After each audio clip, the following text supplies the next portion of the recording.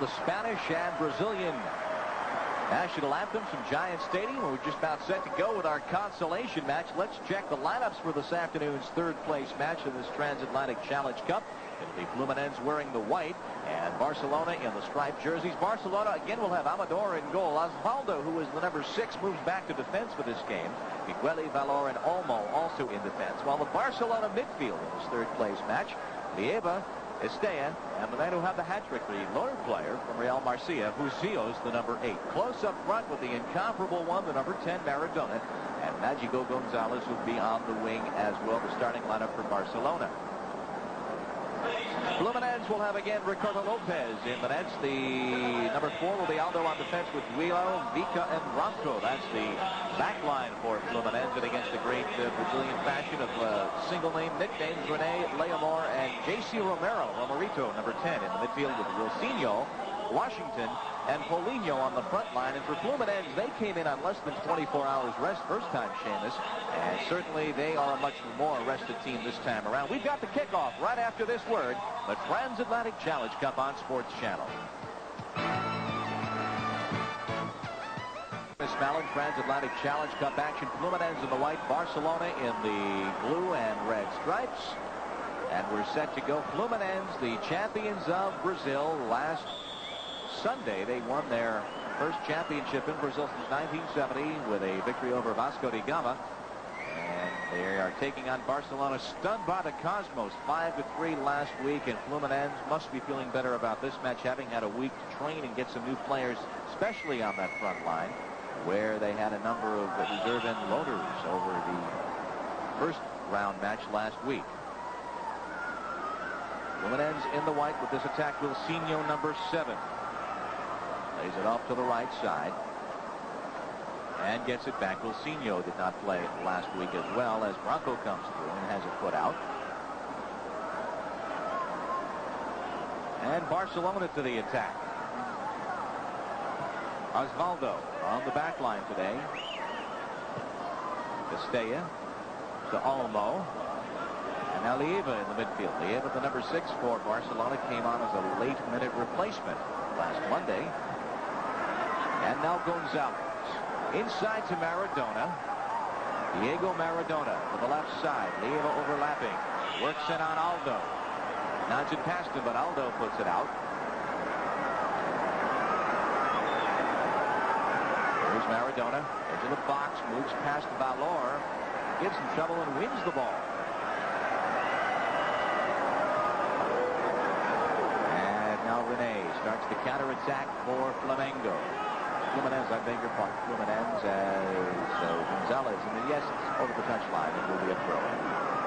Flamengo maybe just a slip of the lip, yes. The tongue there, by the way, Bob. But of course, Carlos Alberto, formerly of the Cosmos, was the coach of Flamengo last year and is now the general manager of Fluminense. And we mentioned his son made an appearance in the first match here on a rain-soaked afternoon, Memorial Day.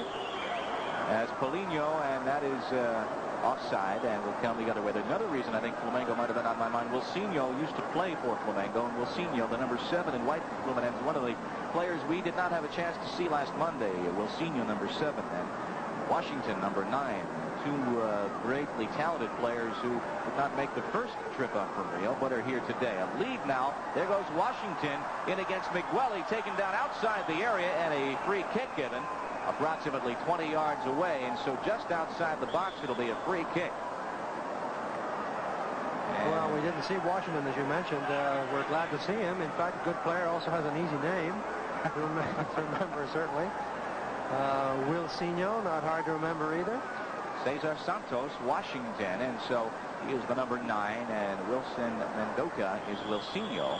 And a free kick for the Brazilian side, Fluminense, just outside the Barcelona penalty area, just underway in our third-place match. Bob Lee, Seamus Mallon on Sports Channel. Where the Brazilians excel off the dead ball. Duílio is near the ball, but it's lifted in. Saved by Amador, and the rebound put out. Not a very dangerous-looking ball, but what else do you expect? Look at this beautifully glided ball around the wall. The keeper in a pretty good position, and the rebound that cannot be notched home. Barcelona apparently getting a goal kick out of that when it looked like the corner kick might come in the way of the Brazilians. And as we are just 3.5 minutes in, don't forget we've got Udinese and the Cosmos following this match. Another soccer doubleheader.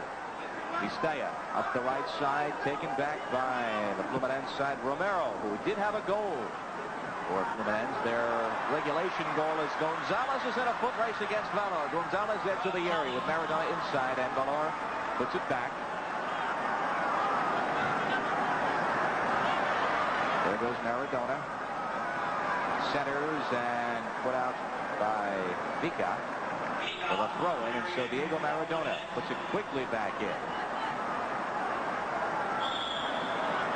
And the offside off the throw-in.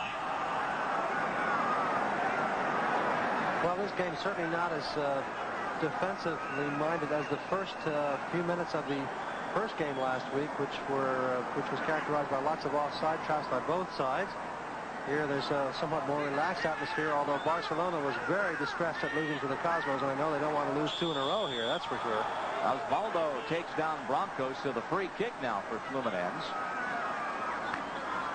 And again, we'll, in case you haven't figured it out, no, they are all not named Kodak on the Fluminense side. That is their sponsor, as a foreign fashion of putting the advertising squarely on the jersey.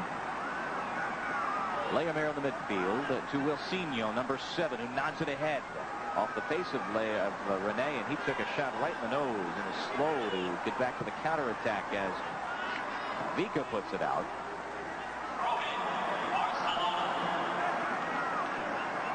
Oswaldo, number 2, and there's Renee. Cruz Vard, the 22-year-old midfielder, and still shaking the nose cartilage. Maradona at the midfield. Had the assist last week, but was stopped on the penalty kick by David Bursic in the second half. Good lead onside and put out for the throw-in now for Barcelona. Good run out of the midfield, too, by Barcelona. Number 11 player, Mágico González, withdrawn into midfield and then coming forward nicely. He switches around a lot, does Mágico González. Started off in the left wing. Now you see him here on the right wing winning the ball in midfield. Here comes Migueli, number 3, to the edge of the area. Double team, but comes back now to past González. And loose of the midfield. Renee now is on it. Nods it ahead there for Wilsinho. And now Washington, the number 9, Washington. Losing out to Leiva, number 6. And here comes Barcelona back down the left side. 7 minutes in, a lead down the right side for Clos offside. And so, with 38:40 to play in the first half, we are scoreless. Fluminense and Barcelona. Try and build something out of their end. With a week of rest under their belts of new players, they look to put on a better show than they might have put on last Monday. Paulinho now lays it back to Branco. Back to Paulinho down the left side with 2 men in the box. Crosses. There's Amador. Well, we didn't see much of Paulinho in the first game, Memorial Day, and in fact I was quite disappointed because he was so good in the World Cup matches for youth teams in Mexico last year, but now we're beginning to see some flashes of his talent, and of course on a relatively dry field. It is not raining today. We've had a few showers, but if any of you are thinking about coming out to the second game, I would still bring a raincoat just in case, but the Cosmos game for the championship will be coming up around 4 o'clock. It'll be well worth coming out to see it if you can. Leomir puts it back. Bring along your portable dish too. You can watch the game. Vica to Wilsinho at the midfield, and now Duílio. Diaz Jr., 27-year-old defender, has it back now and starts to quickly build the attack to Wilsinho. Wilsinho, number 7, stripped off it by Migueli. And now Migueli back for Barcelona to Maradona for the split second unmarked, where you'll see him with more than 2 or 3 yards of space when he is on the ball. Back to Antonio Olmo. And now Husillos. Paulinho gets loose down the left side. Paulo Roberto Primo. Paulinho, and now Leiva wins out as Oswaldo has the ball back. It's like Leiva has the primary marking duty in midfield on Maradona. Olmo giving some attention as well, as we are just 10 minutes in with the Cosmos in the championship match against Udinese to follow. Cosmos get back to league action this coming Saturday when the Chicago Sting are in town. We'll have that game at 3 on Sports Channel, 3 p.m. start. Maradona, is beaten to the ball by Branco. All the way back to Migueli. And now Olmo, the central defender.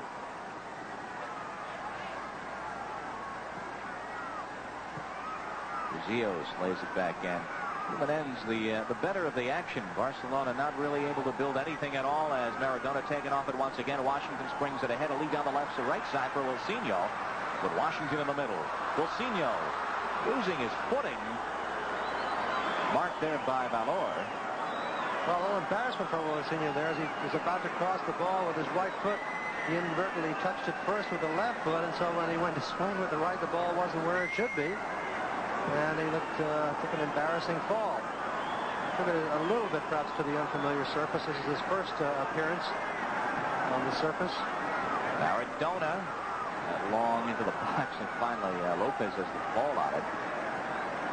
Barcelona and Fluminense scoreless. First of 2 today. World-class action. You were with us Monday for that stunning Cosmos showing against Barcelona. Understand what this Transatlantic Challenge Cup can turn into rather quickly with explosive offense. Migueli now at the midfield of Maradona. Watching behind by Renee. An onside, no offside lead as the flag along the near side went up. Linesman Bill Mansman had his flag up. Not much doubt about it, really. Maradona given really much too much room, but takes an extra step or two, and of course all the defenders get up, and there are 2 players offside. Husillos is ahead of the play as well. Back to the action. It'll be a free kick now for Fluminense, and we did have a caution issued. Who's that? Number 6? As referee Robert Evans puts a name in his book. What team is that? Free kick to be taken now by Vica.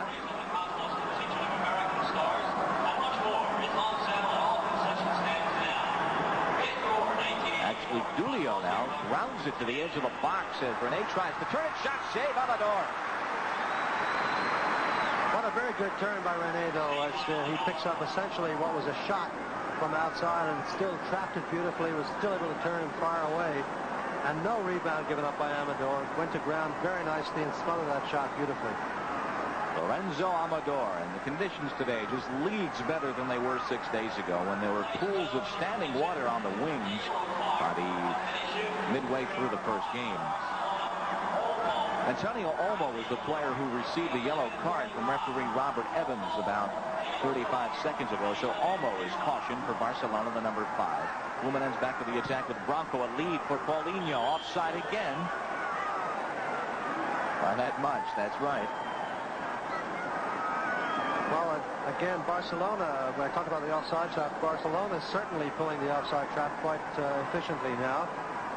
It's a perilous kind of endeavor, as they found out to their dismay when the Cosmos beat it twice for 2 goals in the first half. That ball beautifully taken by Maradona. A thing of beauty. Maradona gets the return as Clos tries to win that ball, but now this is Valor, or I beg your pardon, Aldo. Taken off from behind, and now Barcelona, which really has yet to get any sustained attack going, and won't get it on this possession. Maradona again trying to serve Husillos there. Admittedly, 2 men on Husillos are closing on him, but all he had hoped to do was to knock it back to Clos, who had come into a helpful position beside it. Lead now for Washington, edge of the area against Olmo, and taken off. Challenged at the midfield, but Migueli's got it back. Well, that Brazilian attack, not sputtering, just several offside calls, and yes, the better of the action so far. And perhaps just a matter of time before the players, Washington and Wilsinho, whom we did not see, as we said, the first match, begin to click. With, of course, the ex-Cosmos player in there, number 10, Romerito, J.C. Romero, who did have the goal in regulation for Fluminense. We went to the penalty kick shootout, and again, all the matches will be decided first with sudden death overtime, and then with a penalty kick shootout. There is no goal aggregate as in past cups. Maradona Lead down the left side. Olmo challenging there with Duílio. And Duílio wins it. But what a fine pass from Maradona on the artificial surface, too. He had no trouble pacing that ball. Very often on this surface, players will knock a ball forward expecting the grass to kill it, as it will in the outdoors. That time, Maradona played the ball forward knowing that the surface would help the ball along, and so he was able to beat the good marking by the defense of Fluminense. That standing water on Monday became just as effective as natural grass, if not more so. We saw a number of balls just die in the puddles and remain on the field of play and very, very much playable. Now Romero. But there's no water on the pitch whatsoever. They have squeegeed everything off, and it's a perfect surface now. Artificial. You know, these players certainly are used to the natural grass surface, so they adjust quickly. Close at the midfield, and it'll be a free kick for Barcelona. 29 minutes in this first half. Estella. And now Oswaldo on the right defense. Looks to get the return. Branco breaks it up, and now the lead for Paulinho, and just a tad too far. So we are still scoreless with 28.5 minutes remaining in the first half. Barcelona and Fluminense for third place. And are scoreless with 27:30 in the first half. Well, Cosmos season tickets are still a bargain. If you'd like to enjoy the best summer of soccer ever in Cosmos country, call the ticket office at 212-265-8600. Be a loyal soccer supporter. Take advantage of the best entertainment buy of the summer. Get your Cosmos season tickets now. Fluminense looks to build from the midfield. Wilsinho ahead to Renee. Now to the outside as Aldo is overlapping. Lays it back to Wilsinho, number 7. Wilsinho dancing with that ball attached to his right foot. Moves it on Valor and tries to cross, but there is Olmo to break it up. Under 27 minutes now in this first half for third place. The 5th annual Transatlantic Challenge Cup, a new format this year. Just one North American Soccer League team, quite obviously the Cosmos, and full aggregate not the important factor, just winning the matches. And if we're tied after regulation, we will have 2 10-minute overtime sudden death periods. Washington couldn't get to that. Followed by, if necessary, penalty kick shootouts, and which is what we needed between Fluminense and Udinese on the first round. A 1-1 match in regulation. And you're scoring, of course, the penalty kicks count as actual goals, which is the World Cup and international fashion. Throw in for Barcelona. Mágico González, number 11. The cutter to the inside is taken off, and now Romero's got it back. Under 26 minutes.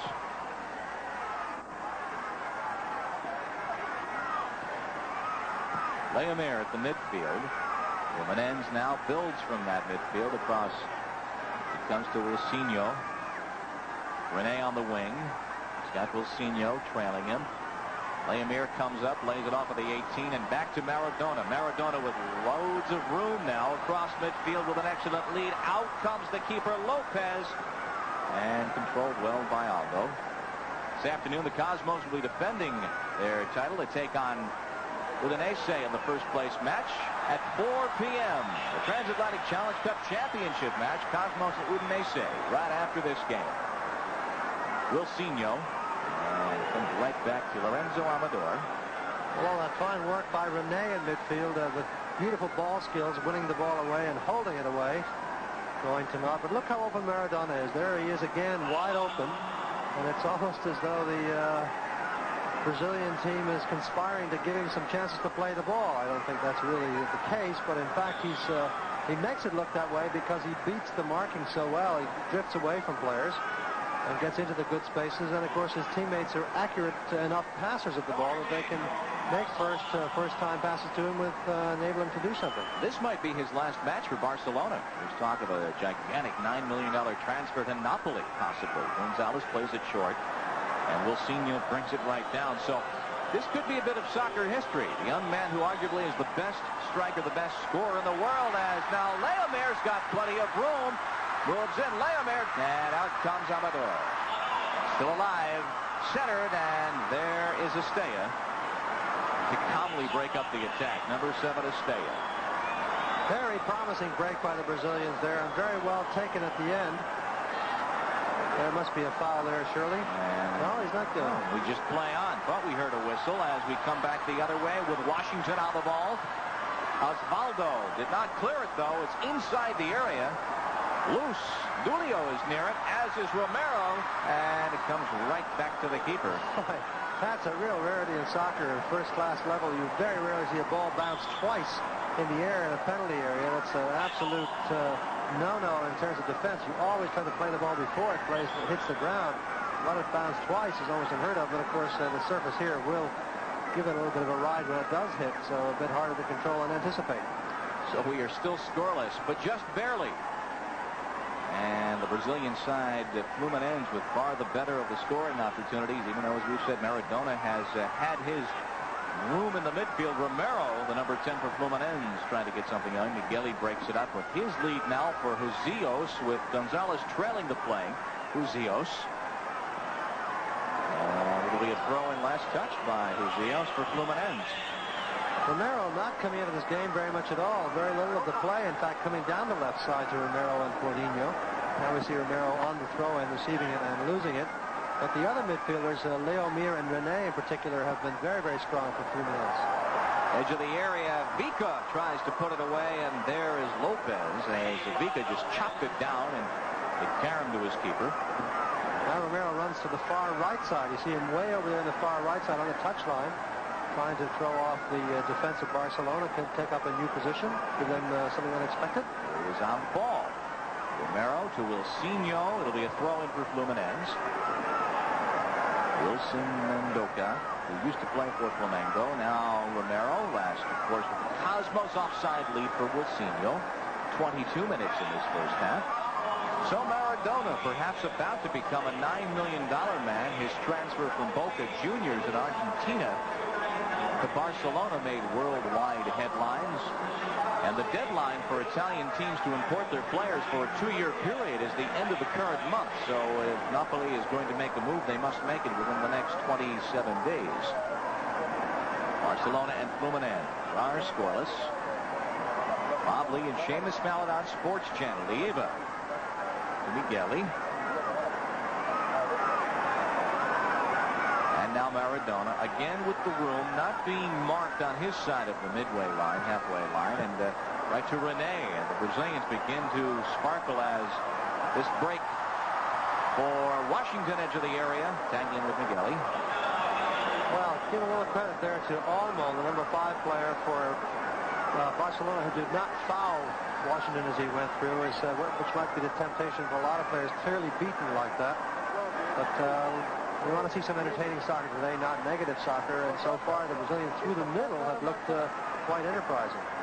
Here goes González through 3 defenders trying to beat Maradona, and the foul is whistled on Vica as he tackled with Diego Maradona. So the free kick about 22 yards out, another opportunity, and a first good free kick for Barcelona. They had one corner kick, and it was a dismal one. Hit it right down by Wilsinho. Well, that was all Mágico González. There's another yellow card. And I believe perhaps the Washington or maybe Branco, who's in the middle of that discussion. Yeah, certainly delay of game or unsportsmanlike conduct or whatever you want to call it, but no question that they were holding up the shooting opportunity for Maradona, who's going to see if he can bend this one around and over the top of the wall. Last time when he did this against the Cosmos, he surprised everybody by hitting it over this near side of the wall rather than the far side. See the goalkeeper checking out the far post. The wall is supposed to cover that post. No doubt who's going to take it. Where it's going, heads off the wall, and it will be a corner kick. Maradona's ability, of course, there's no dummy over the ball. It's just one man to do it. That's Diego. It'll be a corner kick now as González will take it. Looking for the in-swinger. This last one a very low one. A little bit more height on this one, and settled by Husillos. Left-footed shot. Karam's wide off a defender, and it will be another corner kick now. And Ricardo Lopes. That one by Husillos square wide, and now again González. A lower one. Maradona with a backhander loose in the crease. It bounds down and then is cleared up by Leomir. Hit right in the crease. Sent right back in. Now a lead for Romero. Offside was Paulinho on the left wing. That's right. Romero on the ball was clearly onside, but Paulinho had drifted behind the last remaining defender. Oh, what a nicely glanced ball by Maradona there. It's trying to serve the player of his own side at the far post. I think that was Clos trying to bundle his way in to get him. The end of that little flick by Maradona, but the defender held him off. So it is still 0-0. González to the inside. Out comes Lopes to put it away. An obstruction call outside the area now. And now a caution is issued as well to Duílio, number 2, the defender for Fluminense. And so we have had 3 cautions issued in the first 27 minutes or so of play. Another look at it. Look at this lovely piece of skill here. Look at that beautiful touch by González, putting the ball around to the right side. You see, that draws the defender to the right. And so to avoid him, you quickly turn the other way and get by him. But Duílio knew that it was curtains had he let him go by, and he commits the so-called professional foul. And again, Maradona with a free kick just at the top of the penalty arc. Now let's see what he does. This time they're giving him the right side. The shorter players are on the far side of the wall, so the tall players on this side, which means they feel they have blocked off this side. Every centimeter counts, and the wall actually, for a minute, was angled away from Maradona. Again, no set piece. It's Diego and the goalie and the wall and the ball. Knocked down. Rebound, it comes to Estella. Goal! Oh, Barcelona, which did not have the momentum, did have the free kick, did not even try the set piece, and the rebound is in by Estella, and it's 1-0 Barcelona. Well, let's take a look at the replay. Maradona's shot goes into the wall, almost as though he plays it for the rebound, and a quick touch to Estella, and the keeper really makes a mess of this save going down and just caroms off his thigh and into the net. But look at Estella's shot. Now watch his bad effort by the goalkeeper. Really, he is caught by the tricky bounce, admittedly.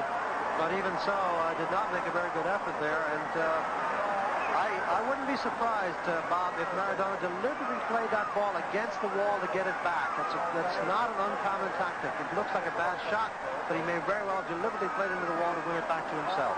Well, if you're the world's best player, you certainly would know your mates well enough to do that. So Estella off the Maradona free kick, and Barcelona leads it 1-0. Here comes Leomir. Stopped at midfield by Leiva, and back it comes to González. 16-15 now, remaining in the first half. This is Washington to the outside. Maradona picks up the assist. 27:38 is the elapsed time of that tally, and so Barcelona has the lead. With Barcelona on top, we'll step aside for this word. Coutinho on the ball for Fluminense, exchanging with Washington now to the wing as the Brazilians build an attack. They are trailing 1-0 on the Estella goal off the Maradona free kick at 27:38 as Washington fights for it, and Renee comes away with it. Back it comes to Leomir, who puts it off now to Branco. Branco with Paulinho to his left, takes the shot himself. He did have Paulinho to his left, but he took the shot nonetheless. Well, let's remind you that Metropolitan Insurance Day is Sunday, June 24th, when the Cosmos host defending champions, the Tulsa Roughnecks. The first 15,000 youngsters 16 and under will receive a T-shirt courtesy of Metropolitan Insurance and the Cosmos. Tulsa having their problems early in the league season, and Wilsinho wins that ball but pushes to do so, so it'll be a free kick. Well, that goal, Bob, was just what the game needed, the correct tonic, really, because it had bogged down a little bit with occasional flashes here and there, but now things have loosened up quite a bit. The Barcelona offside trap has looked good, but occasionally a slight bit vulnerable. And on the other hand, they are taking it to the other club, to Fluminense, with a good deal of imagination through the midfield. Well, Romero there from the midfield trying to lead Paulinho on that last break down. The midfielder Leomir, actually the defender, decided to take that shot himself, even though he had the very skilled Paulinho to his left. So the Brazilians trailing, but they never lack for the opportunity to come from behind. You and I did the match last year in the Youth World Cup when they were trailing, of all people, South Korea, their national under-21 team. They came back to tie that match and then win it with 5 minutes to go. From the midfield, Estella to Maradona. And Clos tangling, trying to win that ball. Wilsinho comes back for it, and Duílio's got it. Under 13 minutes now in the first half. Branco. As Romero lays it ahead. Oswaldo has it back for Barcelona. Fluminense in the white, Barcelona in the dark. The red and blue stripes, and so far offside it's not even worth contesting. Husillos way ahead of the play. Something super coming this summer on Sports Channel, so get ready for all the home team action you could possibly want this summer on Sports Channel. A super summer. Paulinho now with room down the left side, crisscrossing now with a Branco. Knotted down by Estella, who's got it back, and it comes to González with 12:15 in the first half. Foot race, and Estella wins it, keeps it along the touchline, lays it back for González, and broke it up. A throw-in for Barcelona.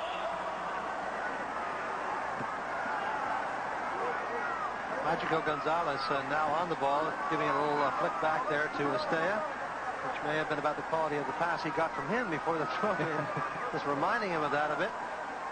But Mágico González, certainly an explosive player here for Barcelona, playing a lot down the right side, but now going back to his customary number 11 spot, if you will, on the left wing. But a much more dominant player in this match than he was certainly against the Cosmos on Monday. Barcelona has the lead. It was Maradona assisting Estella. This is Branco in his end for Fluminense in the white. The champions of Brazil with a 2-game goal aggregate victory over Vasco da Gama. The final last Sunday at massive Maracanã Stadium in Rio de Janeiro in front of 130,000 people. Renê. Now down the right side, the Brazilians trailing 1-0 to the midfield to Paulinho, who's now in the middle, lays it ahead. Aldo, the 18 put away by Migueli. There's Wilsinho on the ball, though, with 4 men in the box. Wilsinho tries to get to it, crosses it, but it was over the touchline for a goal kick. We've got under 11 minutes in the first half, and Barcelona has the only goal of the match. Up on Sports Channel, Bob Lee and Seamus Mountain at Giant Stadium, Artelli, Barcelona, with the Estella goal midway through the first half off the Maradona free kick. Fluminense of Rio de Janeiro, Brazil, wearing the white. Barcelona is in those stripes, and that's where the free kick will be taken from. For Barcelona deep in their own end, now looking to perhaps add to their lead as Olmo in the midfield. A lead down the left side. There goes González, works against Duílio. González looking for Clos, and it'll be a throw-in for Barcelona. 9 minutes first half. What a great save by González there with the outside of his right foot when it looked like he would be beaten by the sort of being caught in half stride as the ball came towards the line. González has been impressing me very, very much in this first half. Maradona, speaking of impressive, to González, who's taken down from behind, and Husillos a lead, but an offside for Clos. Maradona and Clos ahead of the play. Not a popular call. There are a number of partisans for Barcelona on hand here today. The rain has stopped. We had a slight sprinkle early in the match. Obviously overcast skies. The lights are not on for this first game. Knotted by Oswaldo, right back to the keeper, Amador.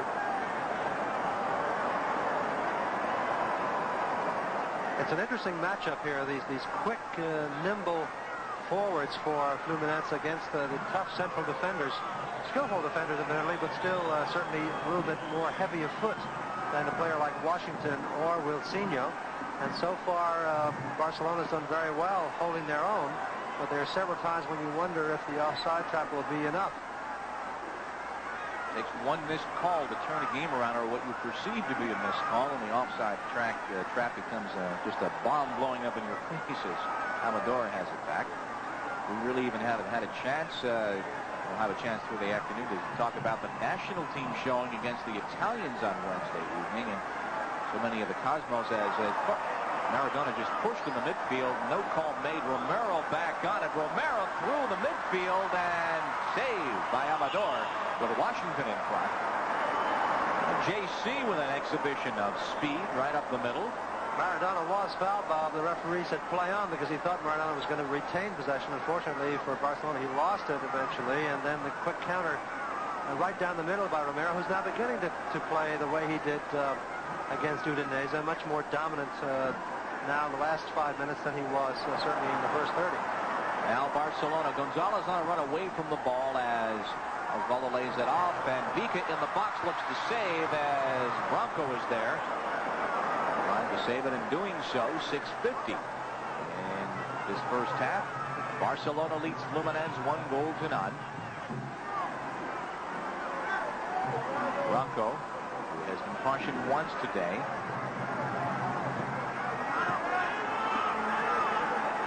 Leomir de Souza, 22-year-old defender.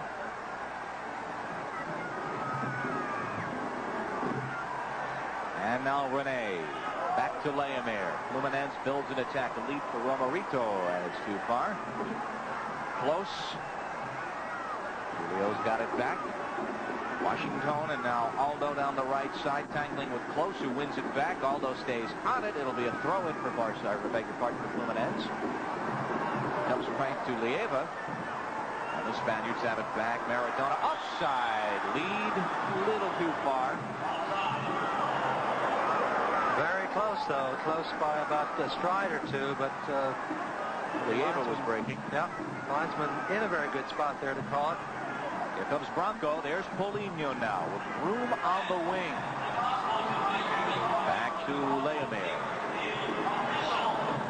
Leomir, onside lead as Migueli knocks it down. Save, though. Ahead for Renee. Couldn't get to it, and back to Migueli.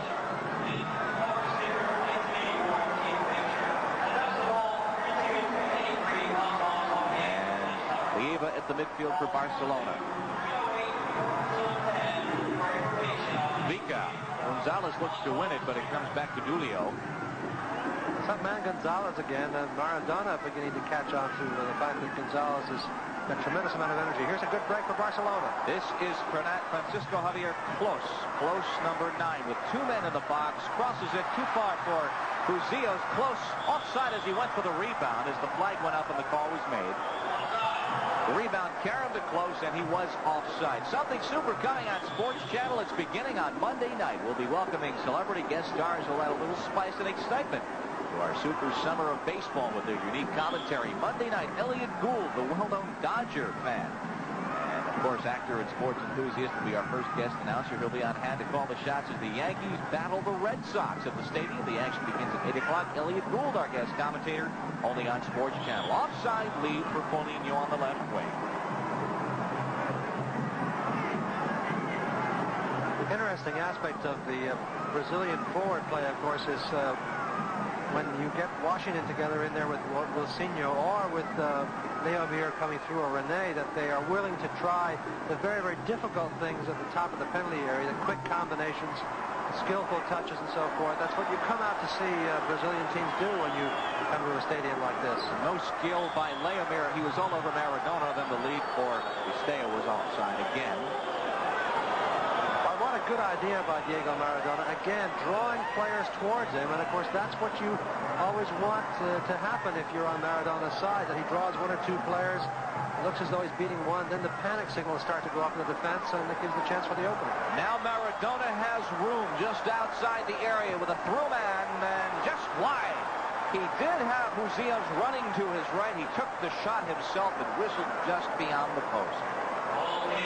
Well, there again, same thing. The great skill of this player, freezing the defense a little bit. And he opted this time to not to try to force a pass through and maybe get an offside return, but to instead to take that bending left-footed shot, and he almost pulled it off. Branco back to Paulinho.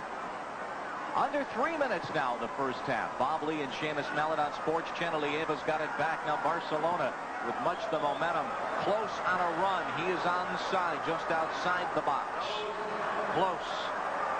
Maradona taken off by Duílio, the captain, and now a lead to midfield with 2:40 in the first half. Wilsinho to Washington.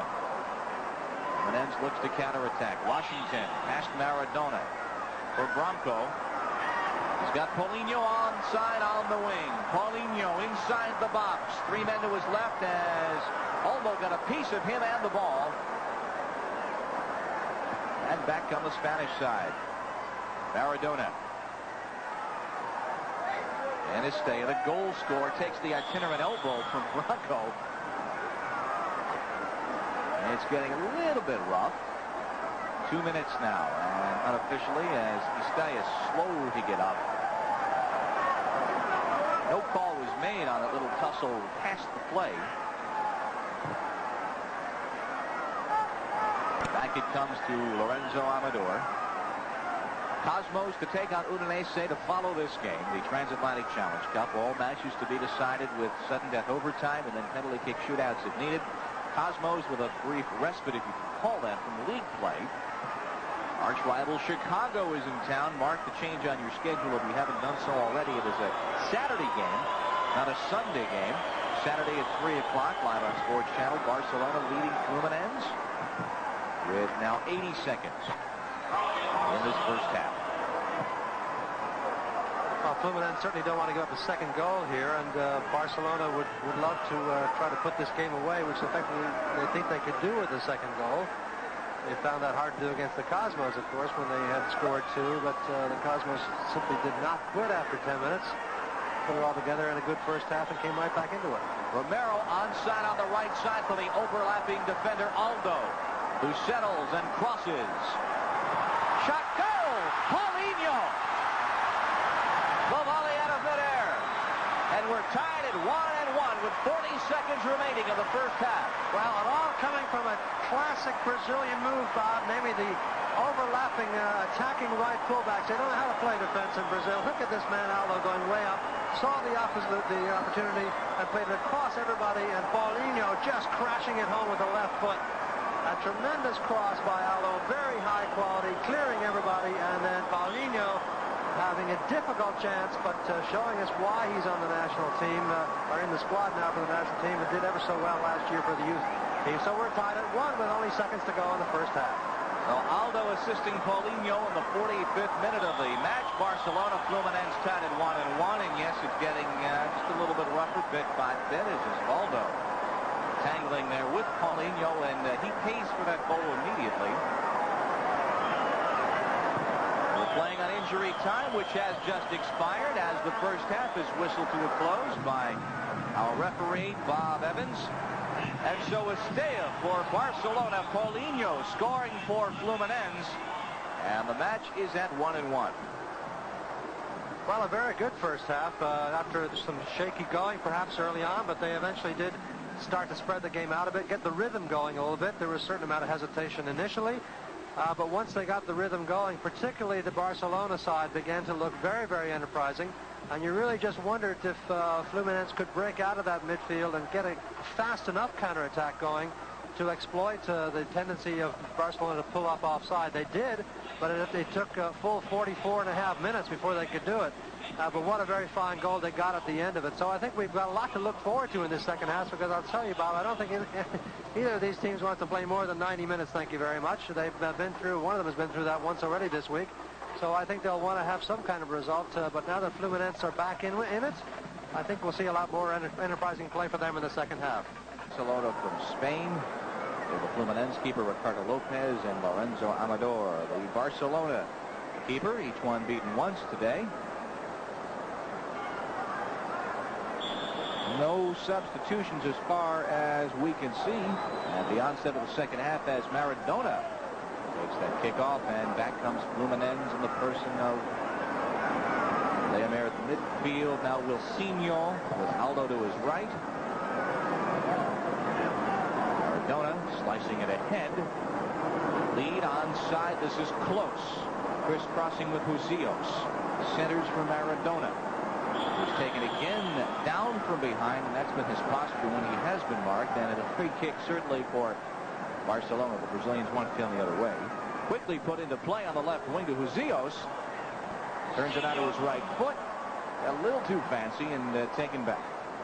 He made a good turn initially to get out there. In fact, made a victim of Wilsinho, who had done so well just before the half. But he just pushed the ball a bit too far ahead of himself with his shot. This is Renee, number 8. Renee Cruz Barb, and be a throw-in. Aldo, who had the assist on the tying goal by Paulinho. Back to Leomir in the midfield. Renee. Changing with Washington, who tried to get it back, but Husillos has got it for Barcelona. Just underway in the second half. 1-1 is our score. The Cosmos to follow. Paulinho. Cosmos will be playing Udinese of the Italian First Division. This is Romero. Renee has some room with Aldo to his right. That's it back to Leomir. And now Aldo. For Wilsinho. Aldo.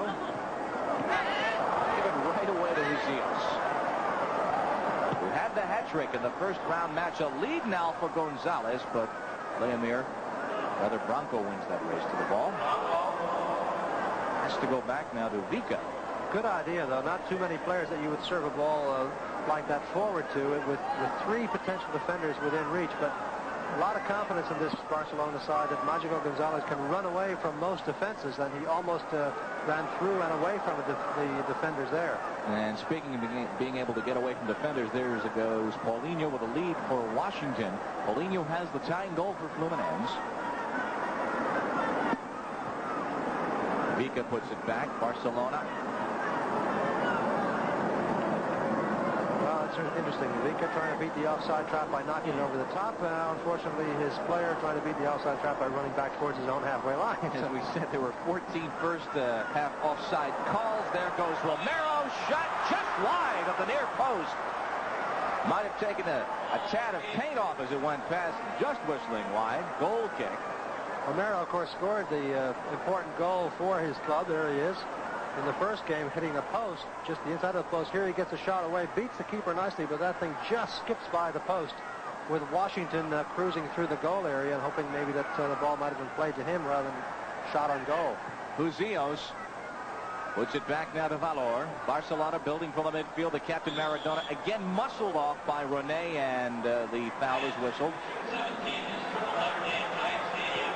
3.5 minutes now into our second half as Duílio, the captain for Fluminense, and now we come back with Valor to Wilsinho. Renee in the midfield, gets it back now. 4-on-1 developing. Renee down the middle, lays it off, shot over the top. It was offside as the flag was up from the far wing. Oh my goodness. Barcelona caught on their offside trap initially as a couple of players went forward. Oswaldo in particular not realizing that Olmo had dropped back to keep everybody onside. But in fairness, really the Brazilian side, Fluminense, made a real mess of that at the end. They had a good chance to put it away, and unfortunately for them, Renee held the ball much too long before playing it wide left, and the player had gone into an offside position.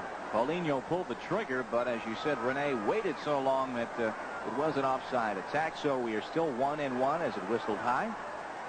Fluminense back on the attack at the midfield. Coming up is Aldo, trying to win that one, and now it comes to Wilsinho. Wilsinho circles for the inside to Renee. Back to Leomir. As a cutter coming through, hits him on the run. Romero can't control it. Estella's got it. Oops. That should be a warning right there for Paulinho. And it will be, as Paulinho grabbed it. And the intentional handball. Darryl Strawberry, Keith Hernandez, and the Red Hot Mets meet the Pirates Tuesday at 8 live from Three River Stadium. Mets baseball as González goes in, and it's deflected wide to the right side. And a corner kick. Great combination work, Maradona there. Superb work again to that swift Mágico González, who certainly got the appropriate name. And Mágico will take the outswinging corner kick with Husillos looking for position in the box. Maradona playing well out towards the 18. Clos, who is a tall player, is in there as well as Migueli, the defender. González corner kick put out by Duílio. It's a corner kick here now. Another dangerous situation. I think that was the defender number 2 who knocked that one away. Right, Duílio, the captain, Duílio Diaz Jr. And so they'll take it from the same corner as it went out on the far side. So another attempt for González as we are 6 minutes now into the second half. And Maradona, of course, is up in the box, close as well. There's González to take it again. Swerves more towards the keeper, settled by Husillos. Chips it in for Maradona over the head of Clos. And controlled by Branco. Lovely idea. Oh, but Maradona took it away from Clos, unfortunately. He had to leap high. There's an offside of Maradona. But he had to jump high in the air to flick that one on. Had he just let it go, Clos would have had an easy goal. Diego Maradona. 1-1 is our score.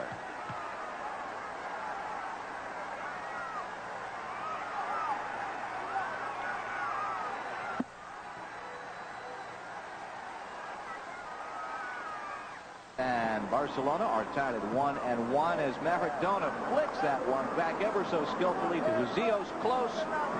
Duílio wins that ball. No dangerous play, just a verbal warning from the referee as Barcelona now wins it back. Leiva to Husillos.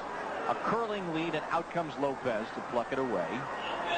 Lots of good midfield work being done now by Leiva, the number 6 player for Barcelona, who's sort of the central midfielder and is anticipating passes very well, cutting inside and picking off some of those dangerous midfield sorties by the Fluminense team. You do not want a Brazilian team to break quickly from midfield because they can destroy you with speed and skill through the middle. And he's doing a very, very good job in frustrating their combination possibility through midfield. 8.5 minutes into the second half, a near handball, and we play on it was perhaps an attempt at an intentional one by the Fluminense defense as they win the ball back, but nothing was whistled. Caroms off the referee, and Valor to Maradona. Wacky action here. Maradona on the right side now, with Husillos filling the middle. This is González crisscrossing with Estella. Estella offside on the right side. Well, not a bad idea by González, Mágico González. Estella had made the good run, and perhaps it might have been better had Mágico González given the ball up earlier and played it wide just before he started his cut through the middle into the congestion. By the time he did release it, of course, the whole defense had pulled up, and Estella was well off. Off the touchline for another throw in. 1-1 is our score as we approach the 10-minute mark of the second half. Reminder, game 2 this afternoon, the Cosmos and Udinese, as the Cosmos look to defend their Transatlantic Challenge Cup title. Game 2 of our doubleheader along about 4 o'clock. Close back to Husillos as Duílio wins the ball. Wilsinho to the midfield, and now here comes J.C. Romero on the right side for Aldo. Aldo. Close takes him down and is whistled for the call. Let's see if we'll have a card. No, just a free kick to be taken as they'll move it back. Well, not much doubt about this being a dangerous foul. Look how much he leans in there and catches him on the thigh, and I think they are going to give a warning here to the player, maybe just a verbal warning. He's saying, look, I was just trying to play the ball, but the referee says none of that. And there's another yellow. It must be about the 5th of the afternoon, I should think. And Close is given the verbal, or the actual card after the verbal warning and the thrashing from referee Robert Evans. Francisco Javier Close, 23 years of age, skillful player, which is needs not to be said about, I guess, about anybody on this pitch. Chipped by Duílio to the 18, and there's Amador. Quickly out to González. Thought about backheeling it, though, and goes right back to Amador. Frustrated there by the position of the referee, and he kept his cool, though. Look at him get into a good position again now to help his team out. Being troubled by Washington, but González has now Valor overlapping on the left side. There's Maradona crisscrossing with González. Maradona for Close. Back to Diego Maradona. A lead for Mágico González in the area. Shot and goal! The Magic Man González.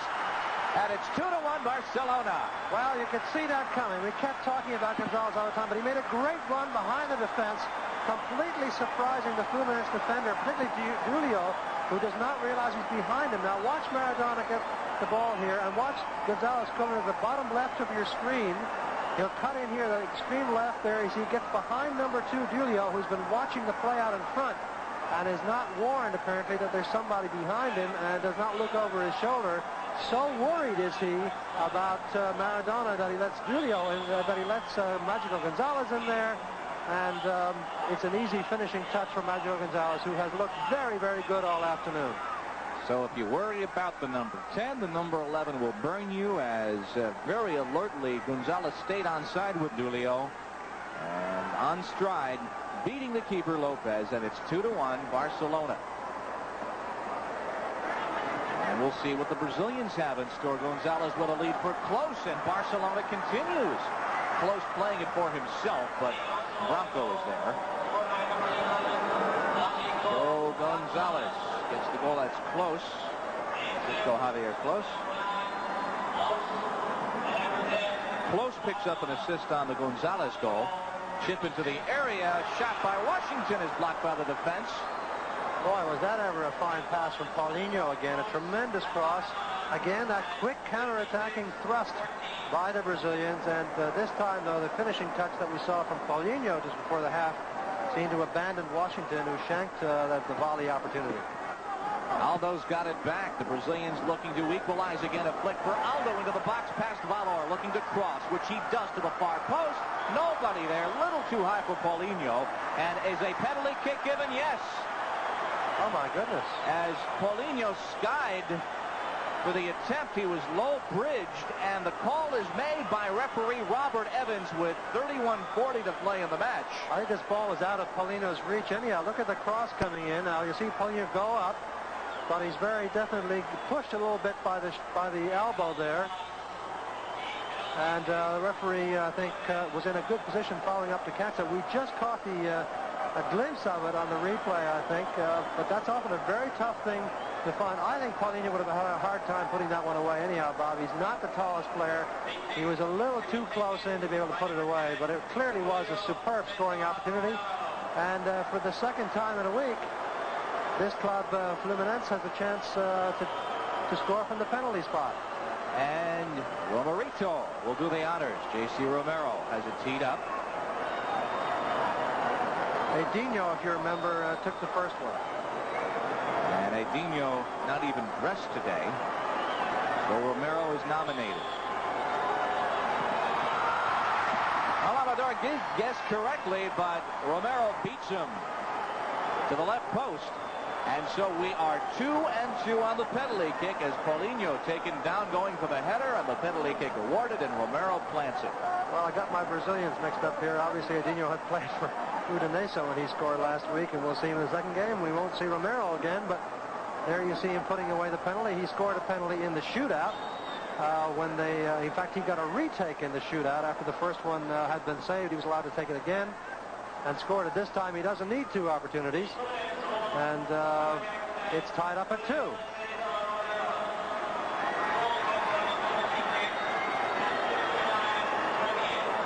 59-20, the chime of the penalty kick as Romero puts it in, and Barcelona Fluminense tied up once again. Washington can't get to it, kept in by Estella.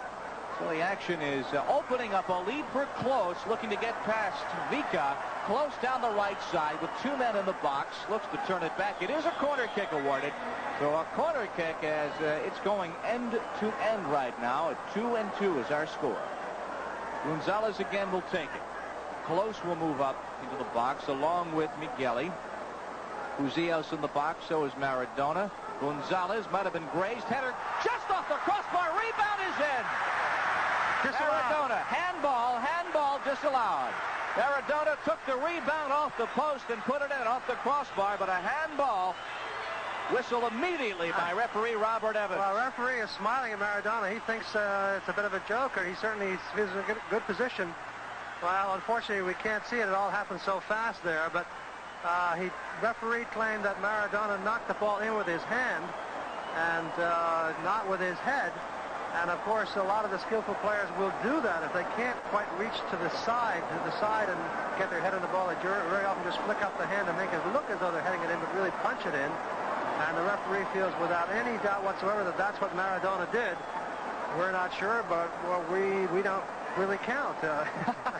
Bob Evans counts, and he had a big, broad grin on his face. So lead for González down the right side against Renê, and it will be a goal kick. Well, I think it's going to call a foul here. That Mágico González was held trying to round the corner of the defense.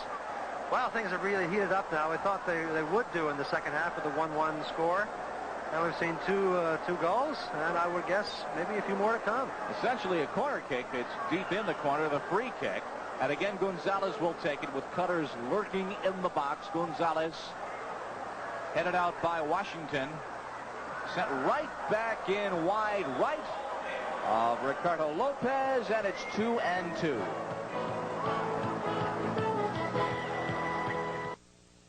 Vica for the ball, and now over comes Leomir, rather Branco to win it. And Maradona beginning to make things click. Barcelona back on the ball, cleaned away by Leomir. Back to midfield to Washington. We have really, here in the second half, as Migueli has problems with it, is overrun now by Renee, who crosses to the far post. Paulinho is there, and he'll have to circle with Oswaldo on him. And Oswaldo puts it out to the throw-in with 24 minutes now remaining. Well, there again, the Brazilian quickness. The defender looked like he had that play all the way down his right-hand side, the attacking right-hand side of Barcelona, but he lost it just through superior pace over a short distance. Liner just over the top, not even challenged by Amador. 2-2. Barcelona and Fluminense, the third-place match in the Transatlantic Challenge Cup. Front, loose. Wilsinho cannot get to it. Shot stopped by Amador to the far side on Paulinho's shot. It will be a corner kick as Fluminense built the attack off a miscue by Barcelona. And now the corner kick. Well, Romero had a great chance and messed up his shot. He's now on the ball from the corner. And JC tries to bend it in. Oswaldo got a piece of it. Wilsinho header is loose. Shot wide by Vica. And a goal kick. Well, somewhat uncharitably to say, a typical defender's shot. Only 6 yards from goal, and the ball ends up 46 yards from goal. But he was in a good position. He just simply wasn't able to get over the top of it because he had to rush the shot. And the original cross, of course, was caromed in as Romero played it off the back of somebody else. We have a little excitement in the crowd on the far side.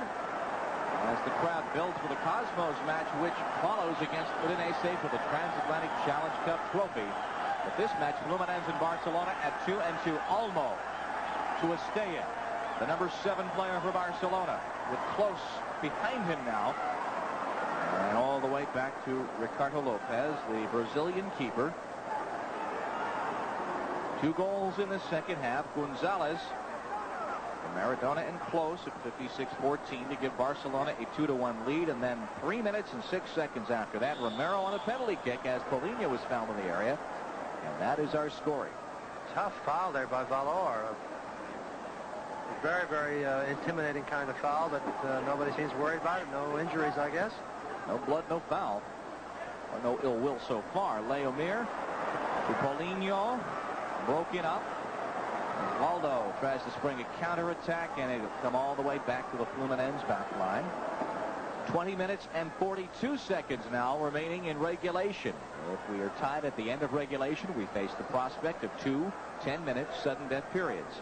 Paulinho, a lead for him, and Oswaldo challenging.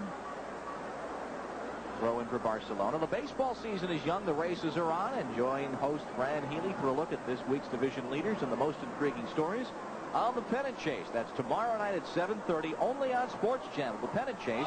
And check your local listings for the date and time in New England. Close back for Maradona. Lead on the left for Husillos and broken up. Wilsinho gives it right back to Leiva. Close is on it. And there is Leomir back to his keeper, Lopes. Well, once again, Bob Leiva, who you just mentioned, the number 6 player operating out of midfield, going forward and trying to stop things right away in midfield so that Fluminense cannot build, because when they can build quickly out of midfield, we saw the kind of damage they can do down this right side. So he very quickly tries to do the best thing, which is win the ball back and counterattack. Lovely piece of possession by Estella, and he gets it out to Valor as Barcelona lurks now in the midfield, but right to Wilsinho. A lead for Washington in a foot race, and it's chipped back to Amador. This is Antonio Olmo, number 5, and Valor, number 4. 19 minutes in regulation. Barcelona 2, Fluminense 2. Maradona or González on the right side. Actually, that is Husillos. And now Estella on the wing to Clos. Across the 18, Clos. Challenged by Duílio, and it will be a goal kick. Close, imploring for the corner, and the linesman giving corner, but the referee saying goal. I think the referee is correct here. Romero's going over, of course, to straighten it all out, but it's a goal kick. Referee has the final say, as you would expect. He can wave off any flag, any call, and well, the opening round match on Memorial Day, the linesmen were doing a great deal of help for the referee in terms of just calling ordinary fouls. The referee was quite willing to accept that help that afternoon.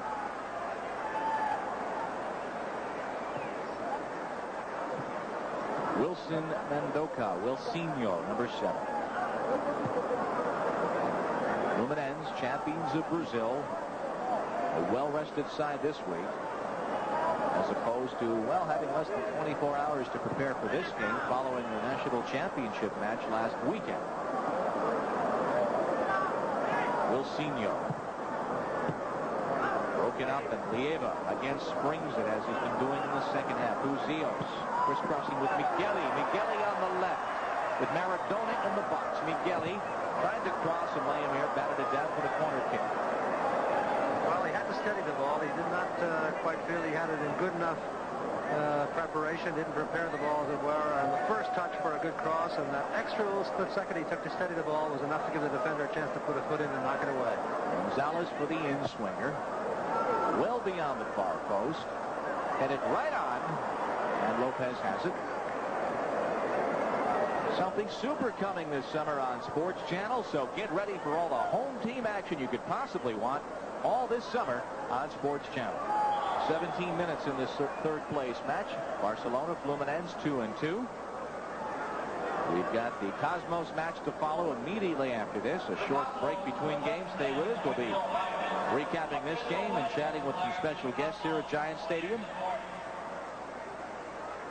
Barcelona in the dark, Fluminense in the white. If you've just joined us, as Mágico González handballed midfield on Leomir. Leomir de Souza. One of the great things about skillful players, Bob, is that even if their first touch is off, the second one to recover is of such a sufficiently high quality that you've got to break the rules to stop them. Estella, as Lopes is off his line, challenging Maradona, and Maradona wins that ball as it goes over the touchline, as the keeper came out and gave Maradona what he usually gets from midfielders. And what the keeper sometimes feels he himself gets from forwards.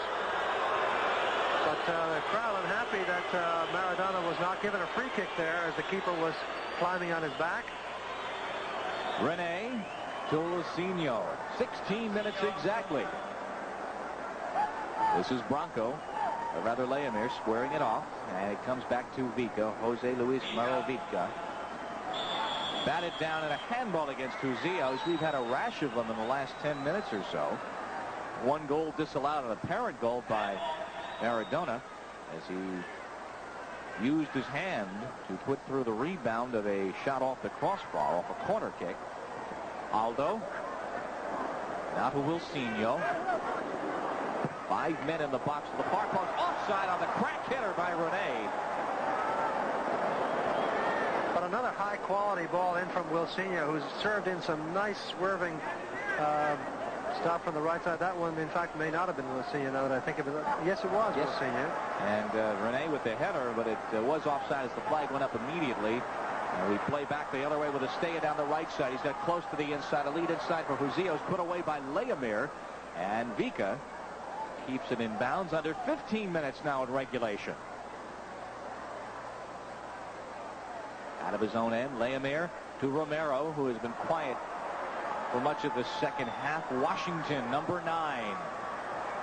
Aldo, and now back to Wilsinho, as Aldo pushes up as well behind the play. Washington, and now Aldo. 14:30 to play. Bob Lee and Seamus Mallet on Sports Channel. Leomir through ball offside for Washington.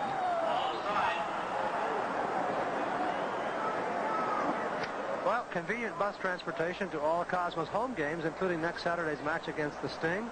And the Temptations and Four Tops concert on June 17th is available from the Port Authority to Giant Stadium. For easy access to and from the Meadowlands, call New Jersey Transit, area 201-762-5100. Barcelona Fluminense, a game that has given us a spurts of great end-to-end action, some creativity, one disallowed tally, one penalty kick, and 4 goals to his son. Duílio in his own end with Vica, his fellow central defender. Washington at the midfield. We talked about at halftime how these sides may not indeed intend on playing more than 90 minutes, but the way things are right now, it's a very close poker game as Amador is out with Romero in front to put it away. Estella, González. A lead for Maradona. Onside challenge by Duílio, the keeper. Fans on that. Well, I think a free kick has been given anyhow, but it was a curious kind of attempt by Lopes to clear that one away. So just off the penalty arc, about 3.5 yards beyond it, it will be a free kick. You see Maradona trying to break through here, and he was just pushed a bit. He reacted a little bit late, but the referee did catch up with it sooner or later rather than sooner. And there may be a yellow card here if Wilsinho doesn't get out of there, pretending to tie up his shoelace, but of course he's just getting in the way. The ball has to go back 2 more yards at least. Once again, the free kick, Maradona will take it. Now they have scored off one of these already when the rebound off the wall was fed to Estella. Just over the top with González breaking in as Maradona took that shot. 2-2 with 12 minutes to play. In Seamus Malin at Giant Stadium, Fluminense in Barcelona, 2 goals apiece. Paulinho appeals for the handball, doesn't get it. Clos has it now for Barcelona. Clos to the inside to Husillos, and Paulinho tussles. Watch Washington, who nearly put this in.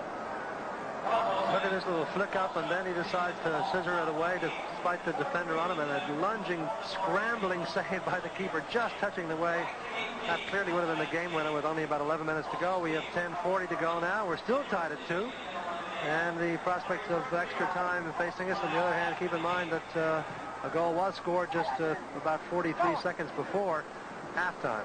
Well, 47 seconds if I'm... That's right. As Paulinho from Aldo and Romero to tie it. At that point, it was 1-1 as Fluminense came back to tie it. And a whistle will have a free kick. And let's see, we have another caution issue. Just a little talk from Robert Evans. 10 minutes now and change remaining. The Cosmos to follow against Udinese for the championship. Chicago is in on Saturday. That is a Saturday match, a bit of a change from the original schedule. And so the Sting, the Cosmos eliminated in the semifinals of the indoor playoffs, back outdoors where they tangled so very well with the Cosmos. Romero now for Aldo. That game is Saturday.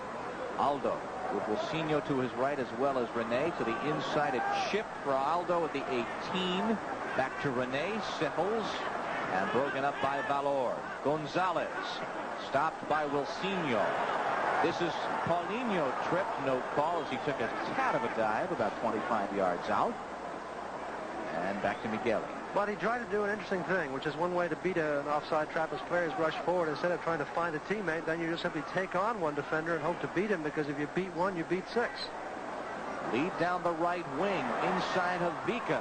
This is for Clos, a tad too far on the feet by Husillos. 9 minutes now in a tie match as we begin to essentially play sudden death now.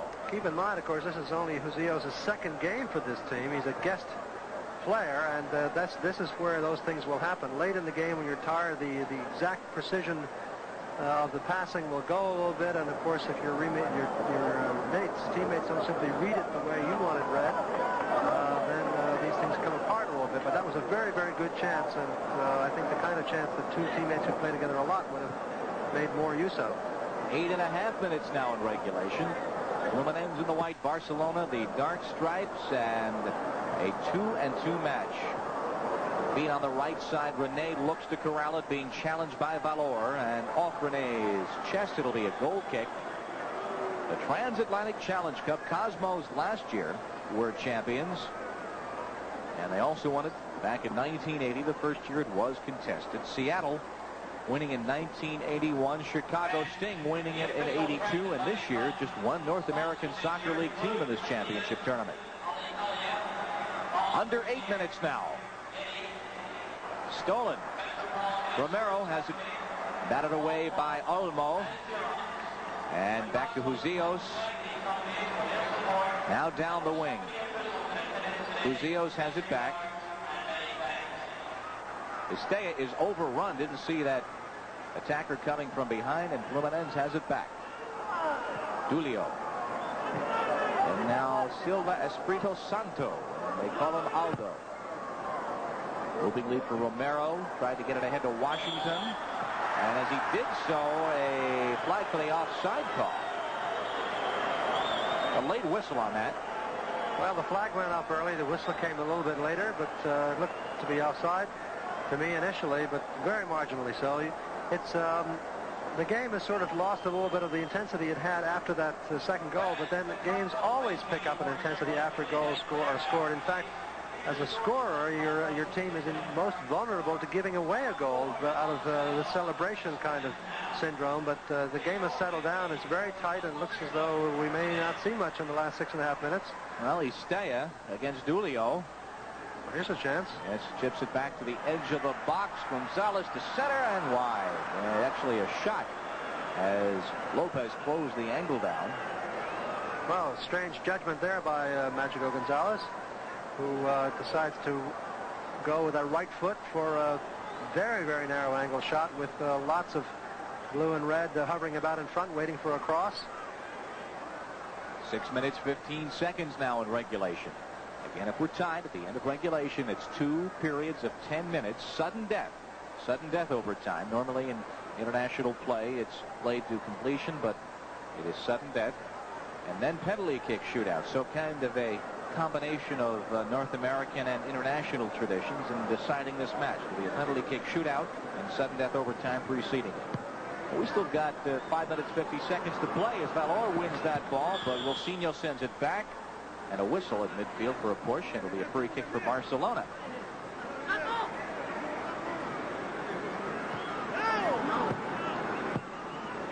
Valor squares it, and that ball won by Romero, taken right back by Valor. 2-2 is the score. The third place in the Transatlantic Challenge Cup. Olmo challenged by Romero, and now Maradona has to circle, deep in his end. Diego Maradona, perhaps his final match for Barcelona, perhaps a transfer to Napoli of the Italian First Division underway. González lifting for Husillos, just wide. Husillos, who had the hat trick in the first round match, just wide of the far post. Well, another beautiful cross served in there by Mágico González, and Husillos running into it very, very well, mainly because it was played right where it should be played, and he tried to hit the half volley, but couldn't convert it. Neither team has made a substitution to this point. Stopped by Leiva. Inside for Maradona, edge of the penalty arc. Knotted down skillfully by Duílio. And now Renê challenged at the midfield. Valor. And now Estella has it back with 4:20 to play. Leiva circles against Wilsinho. Back to Valor. And all the way back now to Olmo.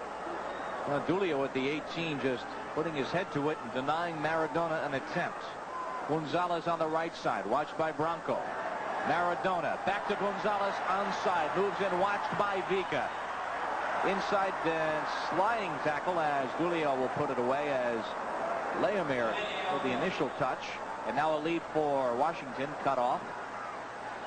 Great run by Maradona there, serving that ball and then holding back, Bob, while the other players up front took some of the heat as potential receivers. Defenders drew back. That opened up some space at the edge of the box. Then he made his run and almost picked it up. But the timing of runs is so important when you're off the ball. And the really, really smart players, the intelligent ones, the best in the world, know exactly, almost instinctively, when to hold and when to go into space.